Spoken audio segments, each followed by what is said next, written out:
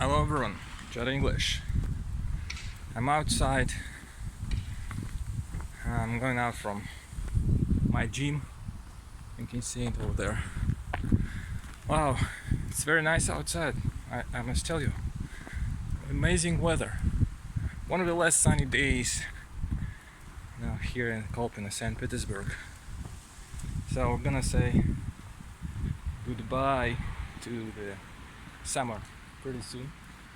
Wow, it's very warm. Little wind. Not little, mild wind. Let's say mild wind. With my hair, which I don't have. And it's a nice opportunity to talk to you guys. My arm is tired. I pumped it recently. It's a bit tired. Honestly, I didn't pump my arms today. It was leg day. Didn't talk to you for 3 days, and it's very sad.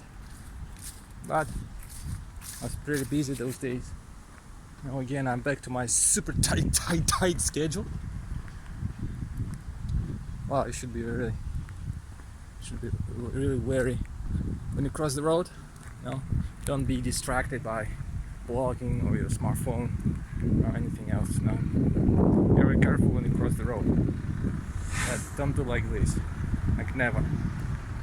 Okay, kids, don't do it, please. Okay, people look weird at me, so I'm gonna bypass them and go like this. It's a bit weird, like when you start going in the different direction all of a sudden, but it's okay. I'm just browsing. So yeah, I didn't have any videos for 3 or 4 days, I believe. I'm doing a lot of things now, and I'm super tired. I wish I had more time. I'm going in my previous direction, so I'm gonna avoid people. Please, never mind. So what am I doing these days? I'm doing the investment course. Yeah, the course on investment, how to invest your money. If you have some extra money you don't know where to put, it's a good idea to invest them.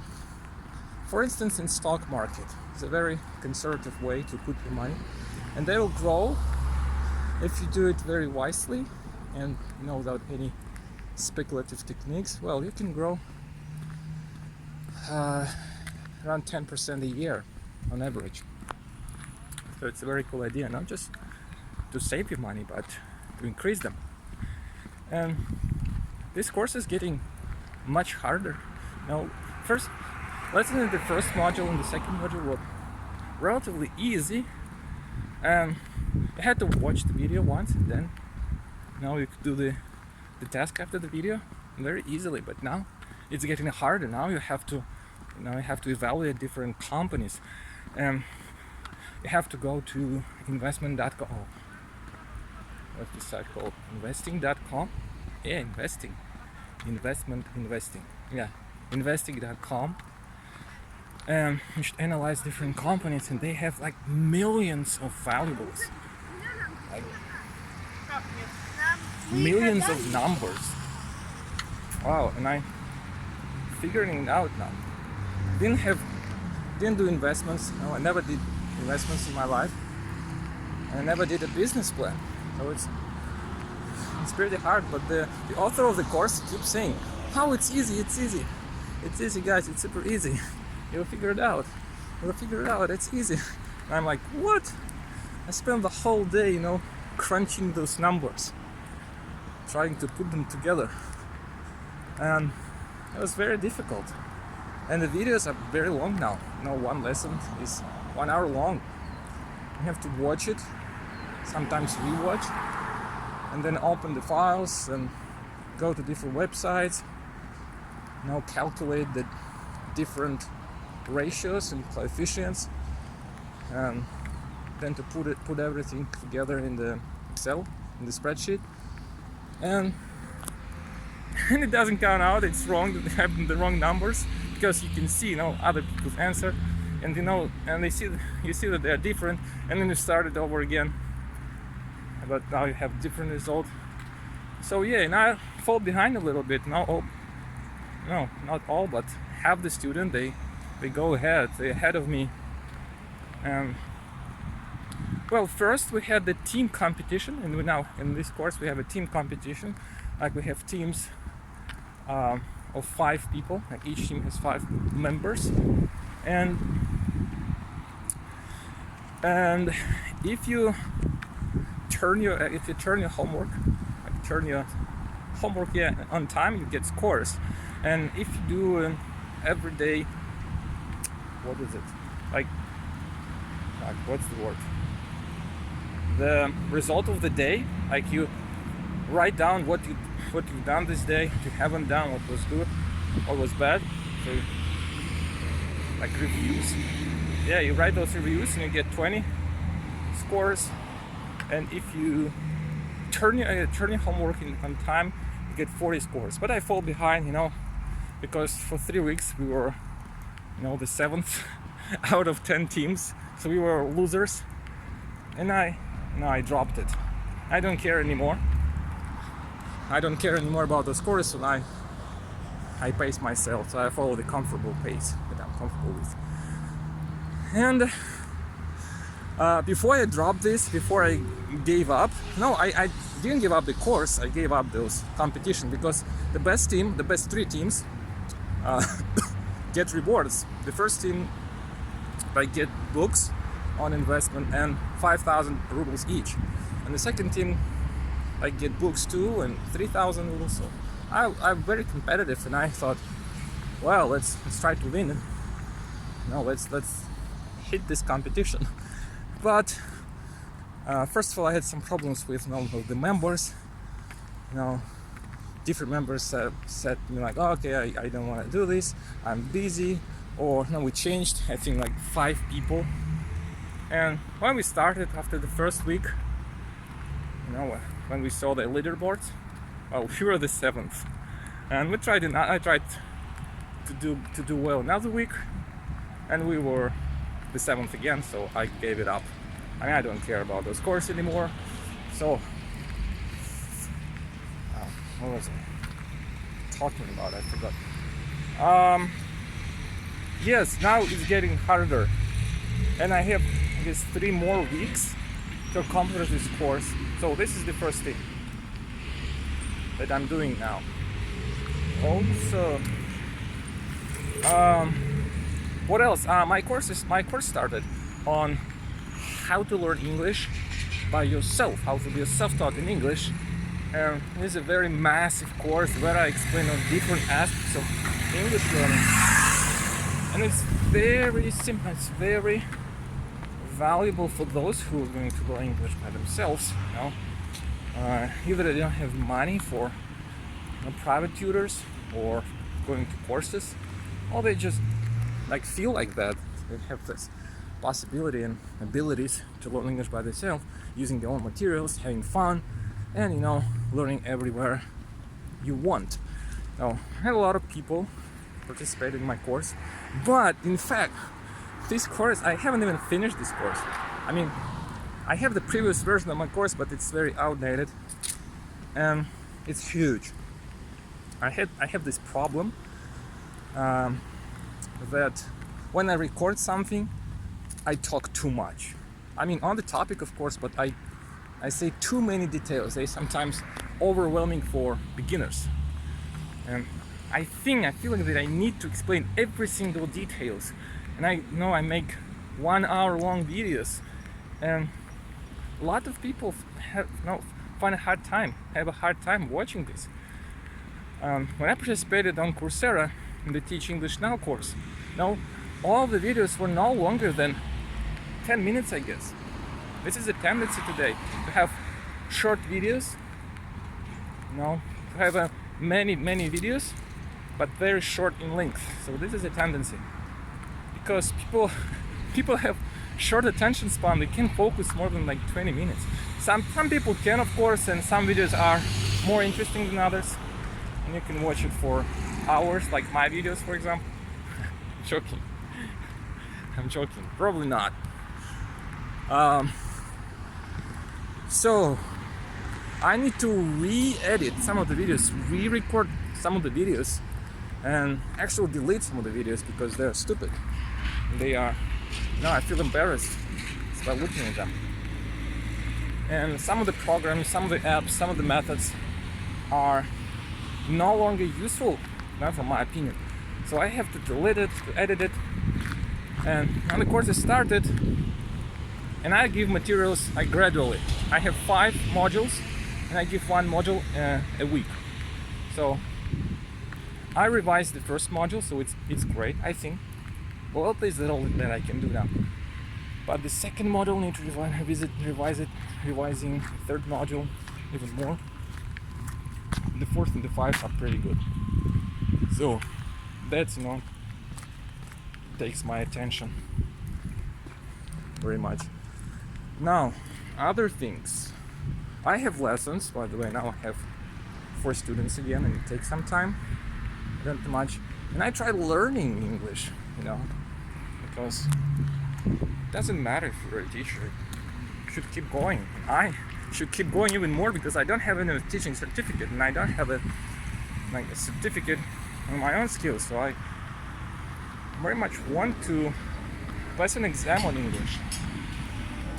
So I learn new words. Yeah. Another thing I started doing is that I finally got back to my program on learning new vocabulary. Finally, I finished some other courses, and now I have time, so I focus primarily on this program, on developing this program. And in order to program it, in order to create new features, you have to use it. This is my firm opinion.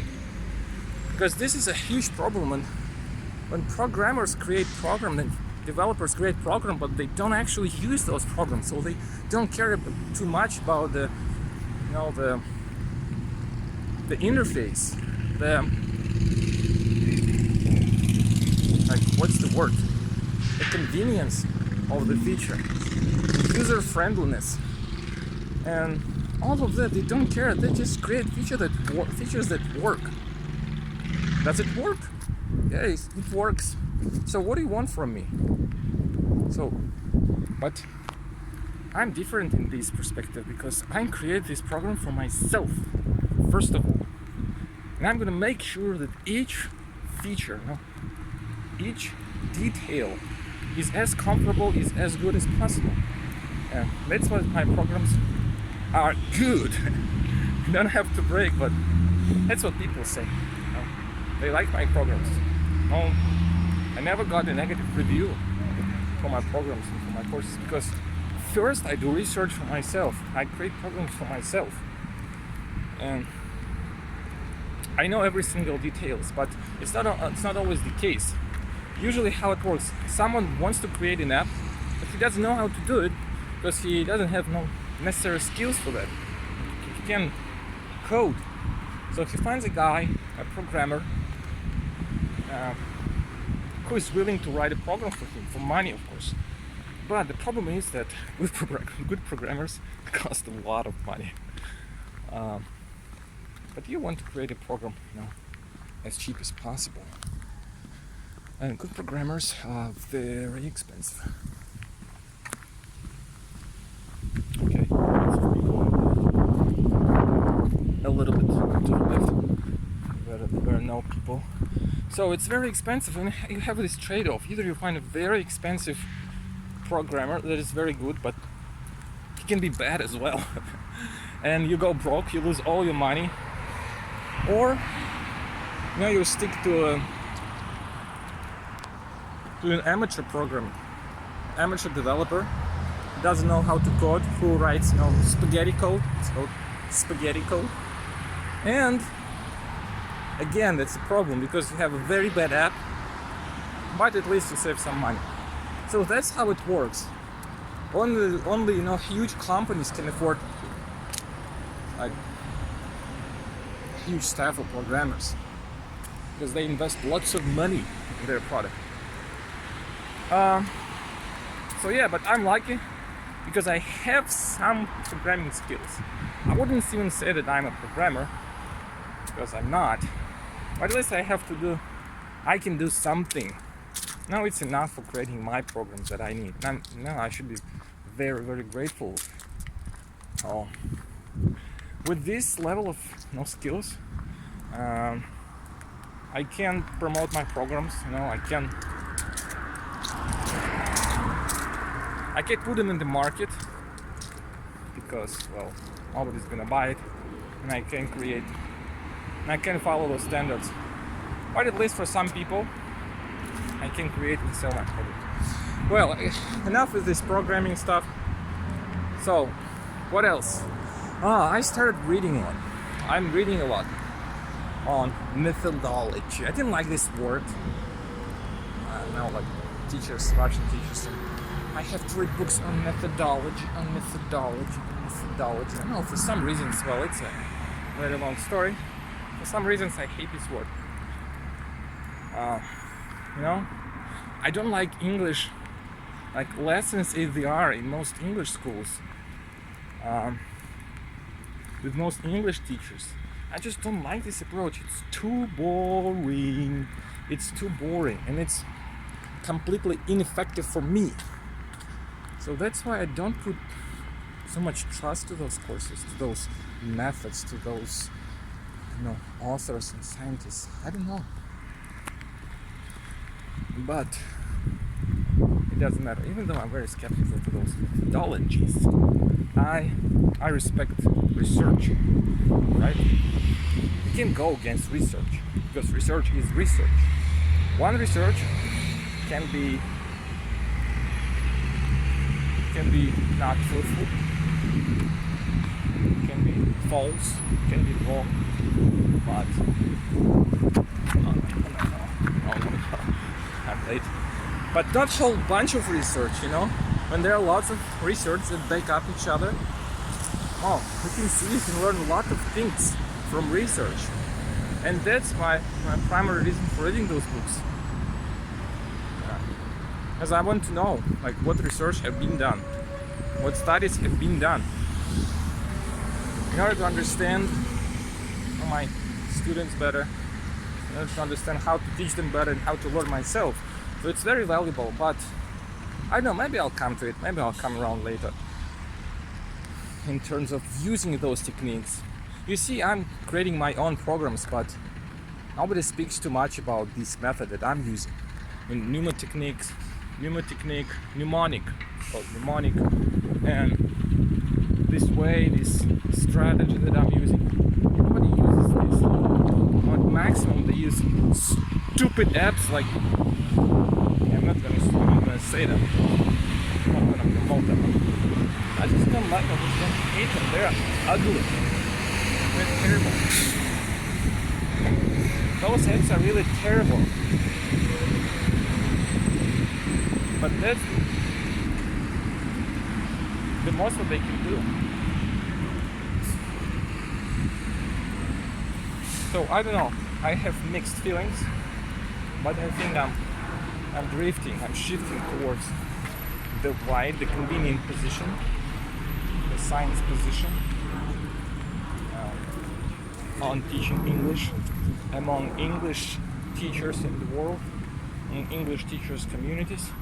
I think I'm shifting towards it, but I want to preserve my own tricks, my own opinions, my own techniques, because I don't know.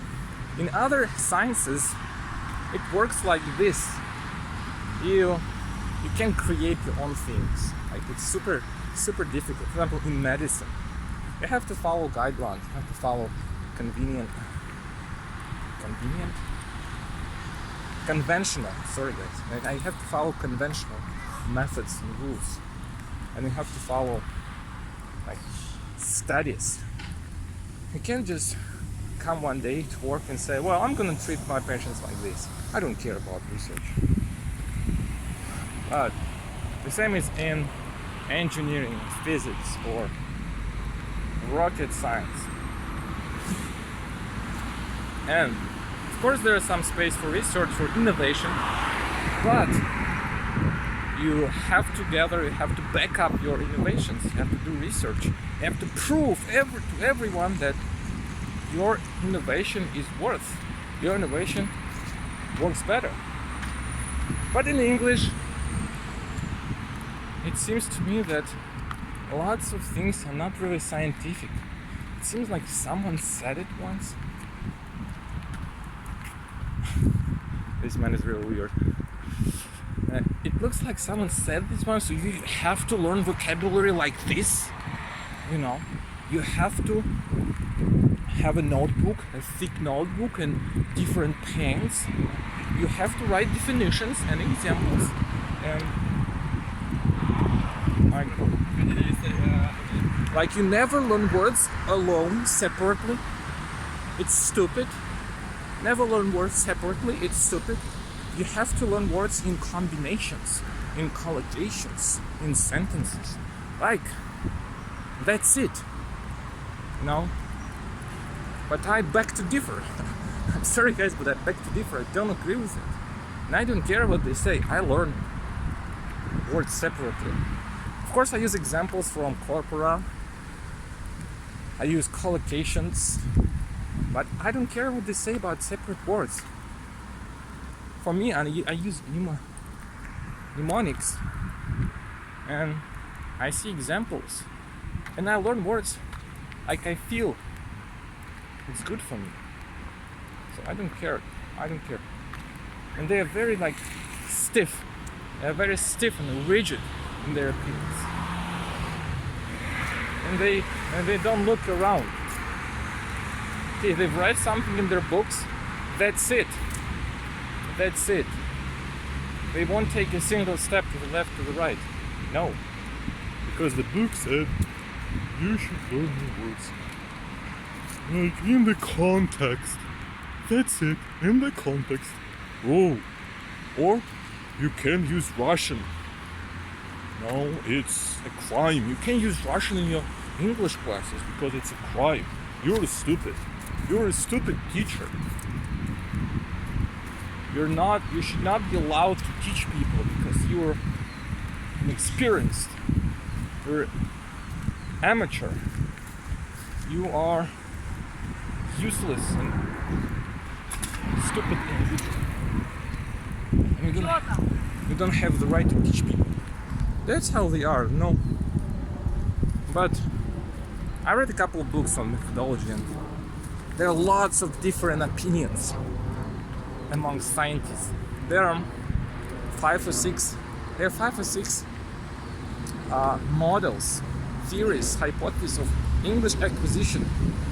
So scientists have different opinions on how children actually acquire their first language and how adults acquire their language.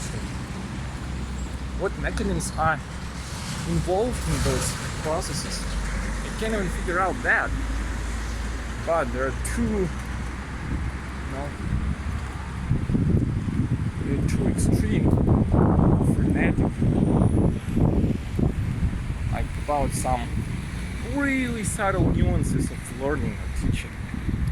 I don't understand that. Now there are millions of ways to learn. Of course, in class, like when you have students, like you can afford experimenting. You can say, okay guys, I'm gonna try this new method, so let's do it. Now people pay money.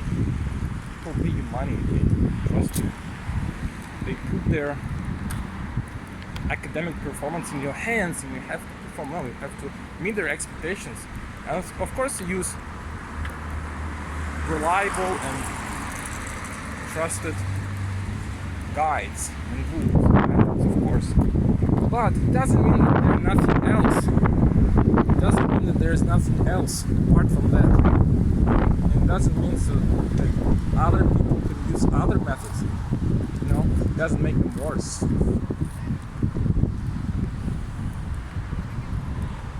Okay? Now, where am I going now? I'm going to the hardware store because I want to buy.